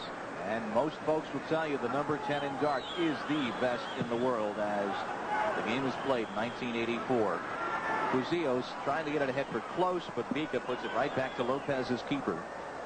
3 minutes and 20 seconds now remaining in this regulation period in the second half, and we look like we could be having overtime. Branco, though, down the left side, inside for Romero. Lead for Paulinho onside. Saves it, net over the touchline, over the end line for the goal kick. Initially had it, but then it slithered away. Well, we've got 3 minutes to go, just under 3 minutes to go, and as you mentioned, overtime facing us perhaps. Just to explain what that means in this tournament, there's 2 10-minute periods of overtime, but it's sudden death, so it could end in 1 minute, 5 minutes, or may go all to 20 minutes. If it goes the full 20 minutes, then, of course, they were the penalty shootout. Not a 35-yard shootout, but penalty shots. Renee in his own end now with a little bit of room at the midfield. Gets past Leiva and feeds off as it's crossed to Aldo with 2:25 now to play. 2-2 score. Fluminense in Barcelona. Brazilians from Rio, the champions of Brazil, of the Brazilian League. Brazil, the home of skill and subtlety and flair and elan on the soccer field. Team in white from Rio looking perhaps to crack one through and win third place in the Transatlantic Challenge Cup. It'll be a free kick about 25 yards out quickly to Aldo on the right side. Crossing knocked down by Valor. And now settled. Boy, what a great piece of confidence in the penalty area. The last pass hurt him there because of the crown of the field and the artificial surface, but what great coolness by Olmo under pressure. 100 seconds to play as Duílio curls it in, and Migueli has a head to it. A challenge there. Fluminense has it back. Branco, who was pushed up over the last minute or so. A little tussle there, nothing whistled. It'll be a free kick for Fluminense. 85 seconds. Now you'll see the time, which is unofficial. Referee Bob Evans keeps the official time. There might be a few extra seconds, but we have had no injury stoppages. We have had the penalty kick whistled. The clock running throughout that sequence. Free kick, Duílio over the ball. Along the ground, stopped by Estella. And a whistle. Yeah, he's going to retake it because player for, I think it must have been Clos. It was Clos who ran in front of the wall and therefore incurred in the 10-yard, made an incursion into the 10-yard zone. Clos now again beyond the wall, two-man wall, only Clos on the far side of it. He ran across the front of the wall. He's going to do it again. Duílio again along the ground. Again it stopped, and again it's now chipped into the 18 to Aldo. And the offside flag is up, but a push is called, and so a free kick. Or was it just offside? Flag went up quickly from linesman Bill Mansman. Well, 20 seconds to go on the scoreboard. It looks as though we're going to get maybe 20 minutes more of soccer, or something less than that if we have a sudden death goal. Barcelona, Fluminense, and Barcelona quite content at this point to circle the wagons and think about overtime as it's settled in the midfield by Fluminense. And that time was official, is indeed on the mark, and indeed now, at the end of regulation, we will have overtime. So the side from Spain, the side from Brazil will play it in New Jersey down to sudden death with the possibility of a penalty kick shootout. Seamus and I will be back after this. For which he was transferred initially, Argentina Juniors to Boca Juniors, then eventually over to Spain. I mean, the Argentina Juniors club is still in good shape. They're still using that money to buy some players. Just bought Orquin recently from the Argentine national side, and that meant a tremendous amount of that club. Boca, on the other hand, struggling a little bit financially, and they even have to remortgage the stadium. So lots of clubs in South America struggling, but Argentina Juniors not one of them. Which is why a lot of the transfers that are talked about in megabucks are in dollars, which is the coveted international currency for soccer deals, not softer currencies. Nonetheless, back to the first overtime. Fluminense attacking. Washington, number 9, tries to split a pair of defenders, and Leiva takes it away. As Duílio could not stop it, but Aldo is there to stop it, and now put it all the way back to Ricardo Lopes, the 24-year-old Fluminense keeper. Other interesting aspect of that transfer, one peculiar clause in it, Bob, when he went from, when Maradona went from one Argentine club to another, the new club had to agree not to play Maradona in matches against his former club. The fans would go wild. This is Renee, edge of the area, tried to get it inside to Washington. Amador was there. So perhaps a bit of history for Spanish international football or soccer today. Perhaps the last match for Maradona, who is on the ball right now with Barcelona at age 23. Tangling there with Branco. Branco's been a little bit of the heart man back there for Barcelona several times, not just on Maradona, but on other players. Duílio, the captain, dogged by Maradona, gives it to Vica. 8.5 in this first overtime. Now, J.C. Romero, who has an assist and a goal today, to go with a goal in our first round match. Renee, Wilsinho, Aldo, and lifted at the midfield. Leomir got ahead to it. Romero stopped by González, and it caroms to Estella. And a handball whistle with 8 minutes in this first overtime, tied at 2-2. That's Paulinho.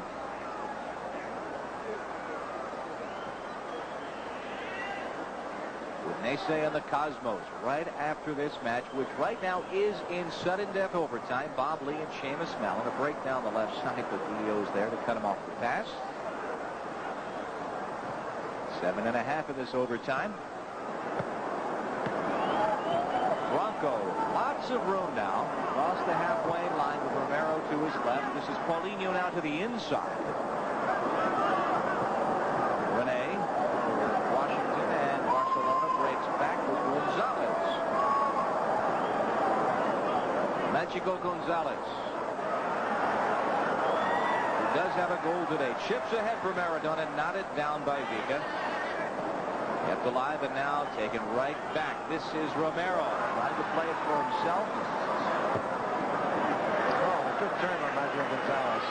And the crowd applauds. Excellent turn. Here's a chance for Diego Maradona. He stays lead for Maradona, edge of the area, but Duílio is there, wearing the captain's armband to put it out with his right foot to Paulinho. And Barcelona beginning to control the possession at midfield. Estella centers. Clos. Estella. And back it comes to Romero. 6.5 now in the match. A lead on the right side for Washington. Out comes the keeper, Amador. And of course the central defender there calling for that. As he did so, it was Olmo going back to call to his keeper to come out and head that one clear. The keeper almost an extra sweeper back there in those situations where the back four are exposed by a good through ball. 6 minutes now in this overtime. First sudden death overtime. And if this one concludes still at 2-2, we'll go to another 10 minutes. Then possibly penalty kicks to decide it. Either side until one team has an insurmountable advantage. Maradona lead on the right side for Estella. Close breaking of the box. Estella now. Lays it back for Maradona. Diego. Chip inside for Maradona, taken down the edge of the area. Waved off though by Bob Evans. Said no way as Diego took, in Evans' estimation, a dive. Well, just inside the arc there, of course, that would have been a great chance for Maradona to set up one of his patented swerving shots around the wall. Paulinho wins it back, and Oswaldo takes him down right at the ankle level with a hard kick. That's the second time Oswaldo has done that to Paulinho. Remember, he did it right after Paulinho scored the goal, as you mentioned, a little bit of intimidation. Here he steals the ball away from him, and he gets kicked in retaliation. A lot of people feel that there's too much of that in Spanish soccer, Bob. Spanish soccer has been notoriously criticized for some of that kind of stuff, and it is a very, very hard league, certainly. And I think Maradona will be maybe quite happy to go over to the relative calm of the Italian league. Branco, his left foot, and just slithering wide, and we have a substitution now. First of the day, as a move will be made by Barcelona. Leiva will be coming out of the match. And the substitution is made. I don't know which one it is at this point. It's only 3 subs listed originally. Dressing only 14 today, and I believe it's Jimenez, who did come on as a sub late in the match. Yes, it is Jimenez, who has come on as a substitute now for Leiva. Barcelona in the dark, Fluminense in the white, tied at 2-2. 4 minutes now in this first overtime. Bob Lee and Seamus Mallon on Sports Channel. Jimenez, number 12 on the ball. Pushes it up to González. Mágico taken off by Leomir, and Fluminense challenging, but Maradona looks to win it, and it will be a throw-in for the Brazilian side. Good substitution here by Barcelona. Leiva has worked tremendously hard on the left side of midfield and sometimes even the center of midfield, and obviously has expended a tremendous amount of energy. There are unlimited substitutions, so why not make one? Renee breaks down the right side with Romero in the box. Crossing move in front, loose, and covered up by Amador, who is shaken up with JC in front. And as Olmo, the defender, says, let's have time for my keeper here. He's shaken up. Romero running into the position here. The keeper has the ball, loses it. Romero reacts quickly, reaches in with the foot, but just catches the goalkeeper on the left arm but he seems to be okay now. Has drawn the free kick. 3 minutes and 10 seconds. First overtime. And the Brazilians can strike just as quickly as that with a quick, sudden strike up either wing from a defender or midfielder. As they did to tie it with Paulinho's goal. Aldo overlapping and late in the first half, less than a minute, tying the match at 1-1. We are now tied at 2-2. Less than 3 minutes now. Aldo breaks that play up, but no one is there. And it will be a goal kick. Cosmos in the championship match to follow will be here Saturday and the following Sunday as well. 2 weeks from today. And Toronto is in town, the Blizzard. As we get back to the regular season action in the NASL. Tampa Bay a victory over Chicago the other evening, 2-0, and the Rowdies are back to 500, showing renewed vigor on the field after 2 disastrous campaigns. Now back to the action at hand. Jimenez for Clos, who tried to flick it ahead for himself. 2 minutes. First overtime. Romero changing in the midfield with Renee. Renee past one defender. Inside for J.C. Romero. Shot! Just caroms wide on the save. Well, there was one of those beautiful build-ups out of midfield that you do see from the Brazilians. They managed to beat a couple of players quickly in midfield for the Spanish side, Barcelona. They could not get back. You see all the space suddenly. Players collapsing in the middle, but there's still enough room for Romero's shot to be taken. Keeper did well to smother it on a difficult bounce. Corner kick from the near side. 80 seconds to play. Washington in the box. Wilsinho is in the area. So is Paulinho. Cleared out to the 18, and now to Mágico González at the arc. He'll go right back to Amador, who made that save to stifle Romero from the 18-yard line. Exactly now a minute in the overtime. Fluminense and Barcelona at 2-2. Maradona with a lead for Clos, who is definitely onside now down the left side as Husillos goes into the box, but Aldo comes over, wins that ball decisively, and sends Clos to the seat of his pants. Washington to Wilsinho, but a little bit too far. It'll be a throw-in for the Brazilian side, though. Estella doing a good job getting back there into the left side of midfield after the substitute Jimenez had gone forward. Well read by him to come back and break it up. 25 seconds as Renee can't get it, but Wilsinho lays it back. 19 seconds now. Branco with 16 seconds. Got Paulinho to his left. Uses his left foot, and it's well wide to the right of Amador, the keeper. And that should just about put the cap on this first overtime second period.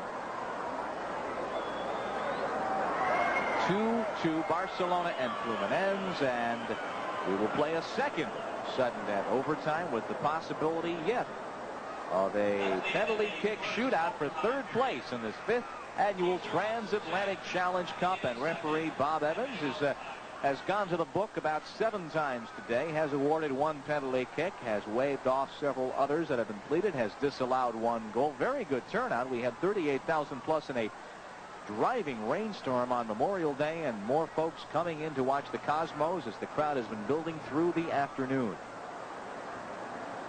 And 31,000, worst night if you can imagine for USA-Italy. I think the players are trying to get the referee to change his mind here. Just go to the shootout right now. I think they just would like to get out to Kennedy perhaps and call it a season, because of the league seasons that do in European and South American fashion end in the spring. And the son of Carlos Alberto, Alexander as he is known, and his dad is several booths over to our left, 17 years of age. Well, for just $5, all Cosmos fans 16 and under can join the Cosmos Kickers, the official youth fan club of the Cosmos. With membership, you'll receive a Cosmos t-shirt, decals, bumper stickers, a Cosmos Kickers membership card, and best of all, free admission to any 3 Cosmos games this summer. It's over a $20 value for just $5. So send $5 and your name and address to Cosmos Kickers, care of the Cosmos Ticket Office, 75 Rockefeller Plaza, New York, 10019.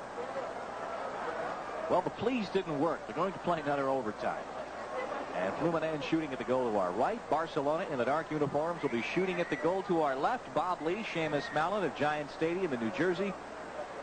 And we're your home for Cosmos Soccer Sports Channel. We'll have the Saturday match against the Sting. The 17th will be here when the Toronto Blizzard are in town. And now, third place, Transatlantic Challenge Cup on the line. Wilsinho into the area, headed in. Here comes Amador with Renee in front.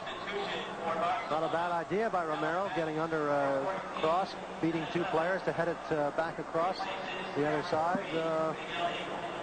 But once again, the keeper was in a good spot to help out. Another substitution for Barcelona as Canizares, number 14, is on, replacing Migueli, a central defender. So a move made there for some more punch. There's Canizares, who also came on Monday as a sub on the ball, number 14, challenged by Branco. Throw in for the Brazilian side. Just underway, second sudden death overtime. Fluminense on the ball, a lead for Washington. Renee.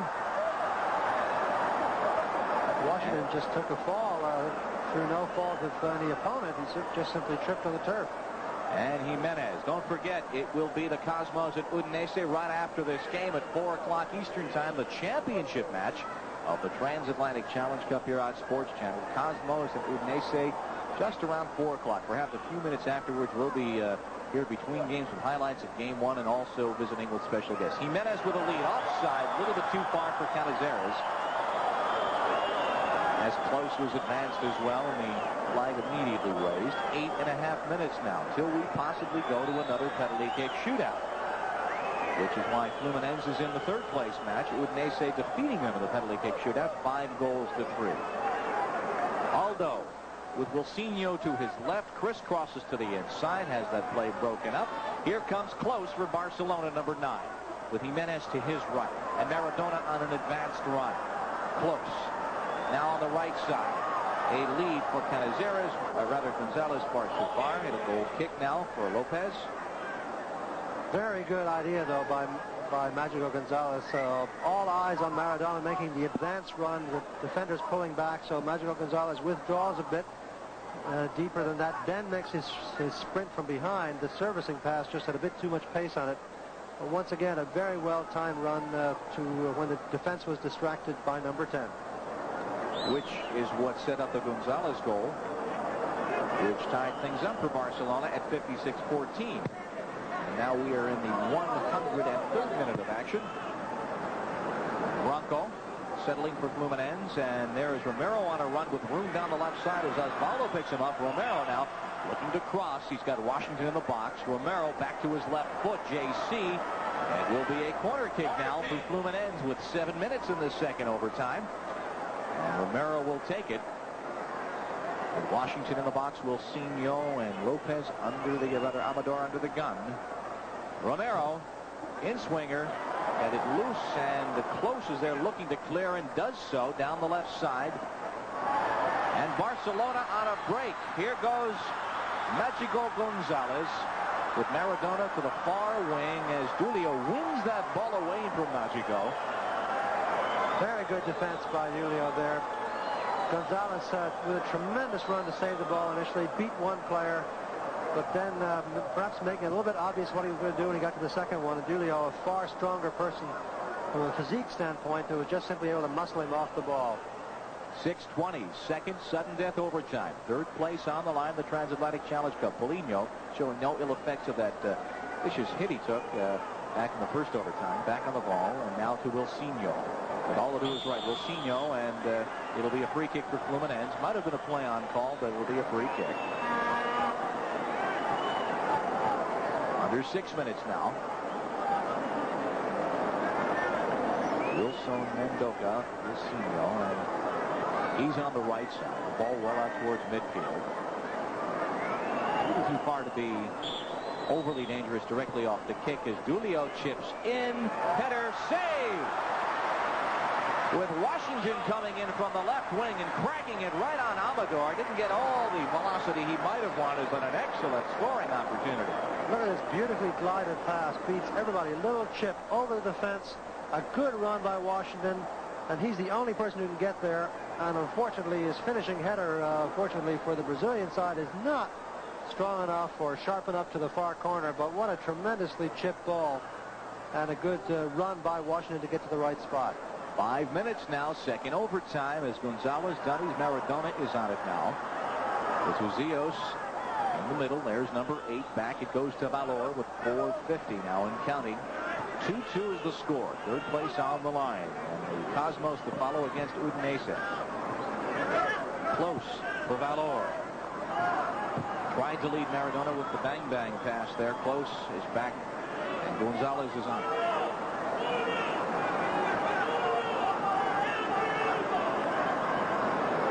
Barcelona builds along the right side. A lead as Leomir watches defensively as Canizares could not control it. It'll be a throw-in now for Fluminense. We approach the 4-minute mark. Near handball, and now the flag is raised, but no whistle. There's Close, edge of the area, tees it up on the right side, Canizares, and now we've got the whistle for the offside call.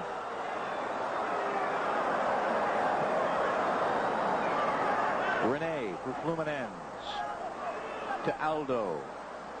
The offensive-minded defender. Unchallenged lead for Renee in the box, and now Wilsinho is challenging, trying to win that back with Olmo.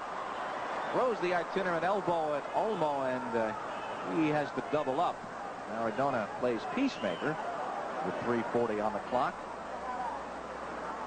And a penalty kick shootout right on the horizon. Coming dead towards us right now.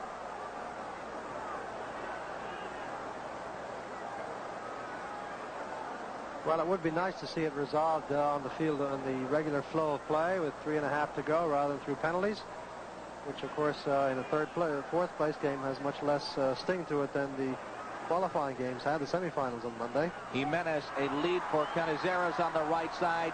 Curls it back for Maradona. Can't get to it. Taken out of the play by Aldo very well. And Aldo gathers it back in. No one could get their noggin to it. 3 minutes now. Aldo and Wilsinho, and a whistle. Looks like we're going to have another caution issued. Might be to Husillos. He starts trotting away, but Robert Evans says, come on back. I want to have a word with you. And Husillos might have had a word, might have thought that Maradona was fouled. Maradona himself did not plead his case. Husillos kicking at the Brazilian opponent, but I didn't think it was that noticeable, but the referee was so close to it that he must have felt the intent was far more grave than the actual offense turned out to be. 2:20 in the match. Duílio to the far post. Wilson can't get as it's cracked out, and Jimenez controls up the right side. He's with González. Mágico curls back now. And loses out as Branco's got it. There is Romero. 2 minutes in the match. JC slips to Washington. And put away, and Barcelona back on it. Olmo. Broken up again by Leomir. Here comes Fluminense with 1:50 now in sudden death. Leomir for Paulinho on the left wing with Romero in the box. Curls it in. Romero header over the top, and it will be a corner kick. Paulinho did the right thing there. He got the cross in early because two players went towards him. Here's the quick corner kick now by Romero. JC to the far post again, headed up by the defender and punched out by Amador. 80 seconds now. 80 seconds and the clock running in a 2-2 match in the second. Sudden death overtime. Another Fluminense corner kick. Again, Paulinho will take it. Romero to the far post. Wilsinho on the near post. Amador got a partial hand to it, and Jimenez puts it out to midfield with 1 minute to play. Well, there may be the best opportunities of this overtime period to the Brazilian side, Fluminense. Good corners, well cleared away, though. The second one in particular, first one a little desperate. And we've got 45 seconds to go, maybe one more chance. Branco looks to perhaps create that chance as it put out by Oswaldo, and here comes Barcelona. Jimenez lays it off to González. Here is Clos in the midfield with 35 seconds. Clos on the right side. A little bit of misunderstanding. He and Jimenez, I believe, had opposite ideas about that advance, and no one took the right wing. And also also Maradona had drifted far right there and could have maybe put something together with Clos had they been able to get to the end of that, but a very poorly hit pass. We've got 9 seconds to go, so for the second time in 6 days, we're going to look at a penalty shootout. Barcelona, Fluminense 2-2. The scoreboard clock is not official, but it is close enough. And that is it. Regulation and overtime over, and we go now to the penalty kick shootout. And again, a reminder that the goals in the penalty kick shootout do count as actual game goals. So 5 aside until one team has the insurmountable advantage. And we'll step aside for a moment and be back with the penalty kick shootout to decide third place in the Transatlantic Challenge Cup. It goes to the shootout. Well, soccer's version of the shootout at the OK Corral, and to decide matters after 10 overtime, or I beg your pardon, 20 minutes of overtime, Fluminense and Barcelona, a penalty kick shootout from the penalty spot, 12 yards away from the keeper, not from the 35-yard line, which is the North American Soccer League custom.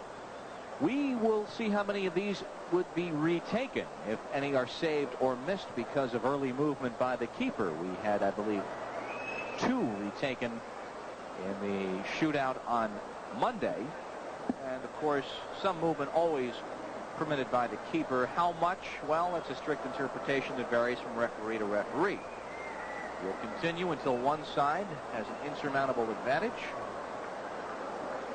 A little bit of interpretation going on out there by Romero for his for the benefit of the Spanish team, it seems to me. Romero, of course, fluent in Spanish, naturally, from Paraguay, and also speaks English, so he's helping Bob Evans out there. All the players must stay in the center circle as the other players go forward to take the penalty shots. Looks like Fluminense is going to be shooting first in white, and the Barcelona goalkeeper Amador will be appearing in the goal on the left in a moment.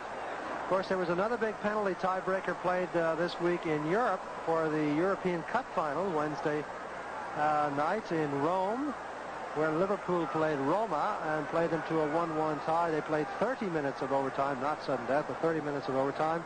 No further scoring. It went to penalties, and Liverpool prevailed 4-2, I believe, even though they missed their first shot. Wow. Were behind 2-1 at one point and then hit 3 in a row.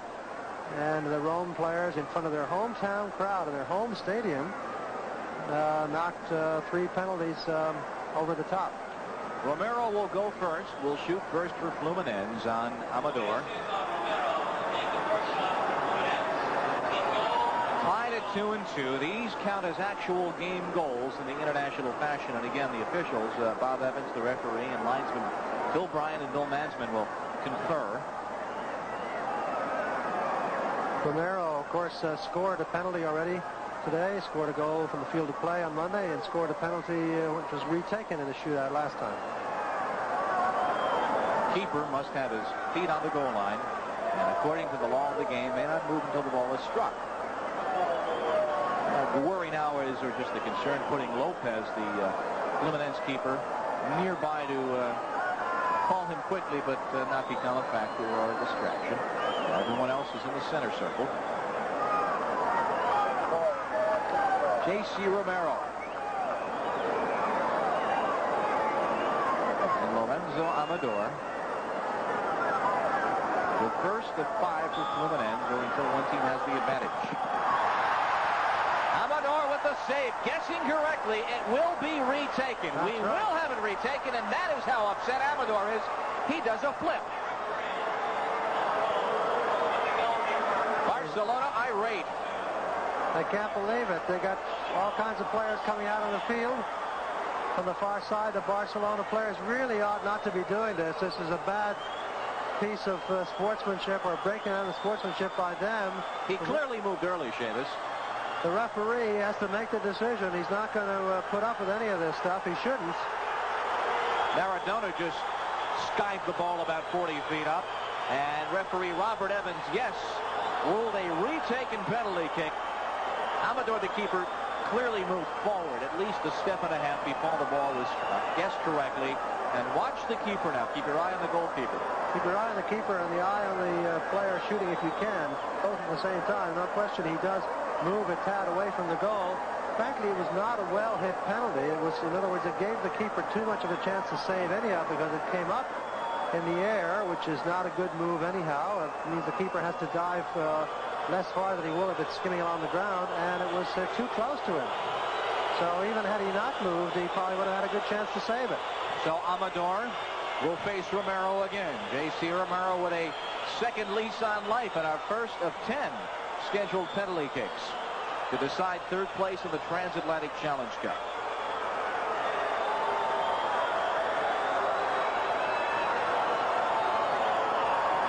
The referee will not allow it to be taken until the Barcelona players get off the field on the far side. Amador upset. The tension is a bit draining for him after 110 minutes of full action and having already made what he believed to be a good save. He moved early again, but Romero choked, quite frankly, put it well wide. Well, Romero obviously changing direction that time, but not quite as much the way he intended. Direction like about 180 degrees. Got way under that thing and knocked it 15 rows back into the crowd. Very peculiar shot by Romero. And again, as we discussed Monday, because it was not even close to going on goal, even though the goalie moved early, nothing will be retaken. So, Lopes now in the nets for Barcelona, and he will face Husillos for Barcelona.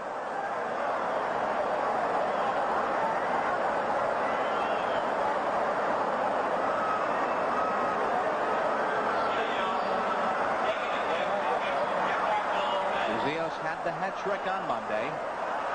Lopes tensed.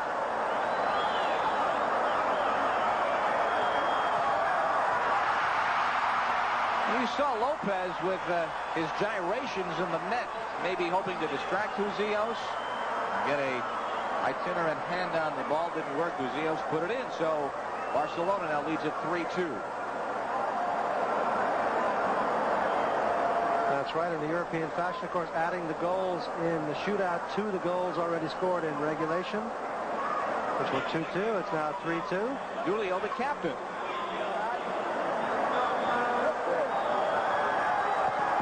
Save, but it will be retaken again. And Amador says, I don't want to say it, but I've got to say it, if we can make a rough translation. He says, what do you have to do on this tough town, this America, I think is what he's roughly saying. Well, we'll see it again. Another badly taken shot. No question he's moving. He moves off the line. But what these players are all complaining about is the fact that these movements are very often allowed in Europe and in South America. A certain amount of movement is a pace. I mean, literally, by the textbook, it ought not be. But it is in actuality allowed. A certain amount of movement is permitted because the keeper has essentially no chance. It ought not to be by rules, as I said. And the referee here is calling it strictly by the book. So, for Fluminense to stay in it, rifled in by Duílio, and again movement, but no need to retake this one. So it is 3-3. And Barcelona does have the advantage on the Husillos penalty kick. Well, no mistake with this one. He just simply buries it up in the roof of the net. That's one of the theories of penalty kicking, Bob. You just drive it as hard as you can. And, of course, in the regular field of play, even if you miss, you may get a rebound. No rebounds, of course, can be converted here.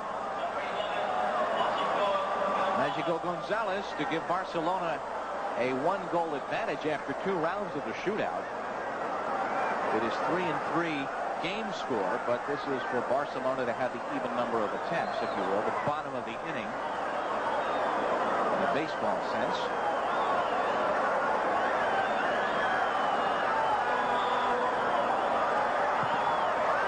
Right along the ground. So Barcelona has the advantage as Lopes guessed incorrectly.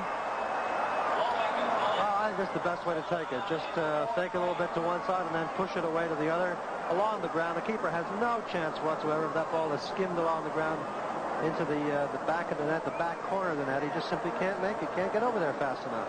Well, Paulinho, and again, Fluminense trailing, as you'll note, the wide shot by Romero in their first attempt. Paulinho inside the left post, past Amador. So we're tied again. What? 4 apiece, but bottom Barcelona half. has the edge, yes. Yep. Here comes Diego Maradona, taking maybe his last shot on goal in a Barcelona shirt, and who's going to call this one if he misses it? 4-4 is the score. Third penalty kick attempt for Barcelona.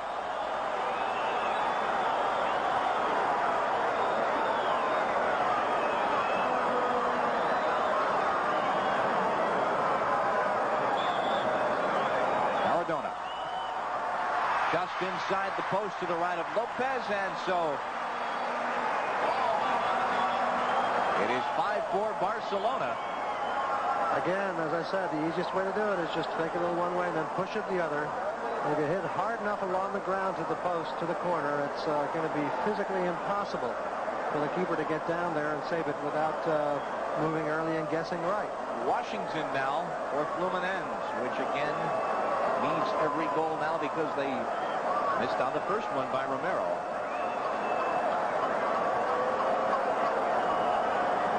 Amador minutes for Barcelona. Washington over the top.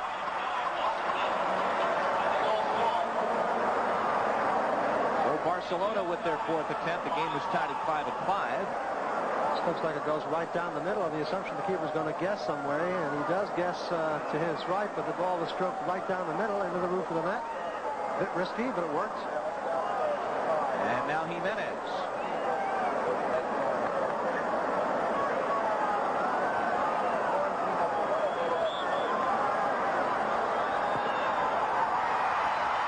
Jimenez gives Barcelona again the advantage, so each team with 4 attempts, and Barcelona leads the match 6-5.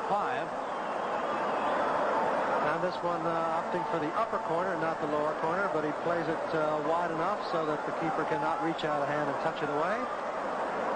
Now a miss here on this fifth shot by Fluminense, and it's over. Leomir will take it. Is it number 5? Yes, you're right, number 5. Leomir de Souza, the 22-year-old wing defender,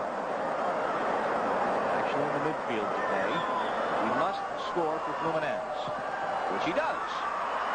But now Barcelona with an attempt to clinch it. Washington has a word away from the action for the next shooter for Barcelona, as that one went through for Leomir. As Canizares was advancing, Washington came out. Lord knows what he said to him, but he did have a word of advice from his foe, from Fluminense. Now the lines, the referee and the goalkeeper here doing a little bit of one-upmanship there, talking to the shooter. So Canizares, it's all up to him. He scores. It's over. A little levity out there. Save! It will be retaken. We hate to say it. Now the onslaught is on, and now Fluminense is just not a very well over the ref. Not a very well hit shot, but if 2 can be called up to Canizares. How seriously are they taking this? That's an honest question on my part. I really wonder. Well, the keeper did move again, I think, but once again, how much is permitted, how much not? The Brazilian side really can't complain because they've had a couple of retakes themselves from Romero and Duílio. Romero missed his retake, and Duílio scored his. So Canizares for the match again. It'll be retaken.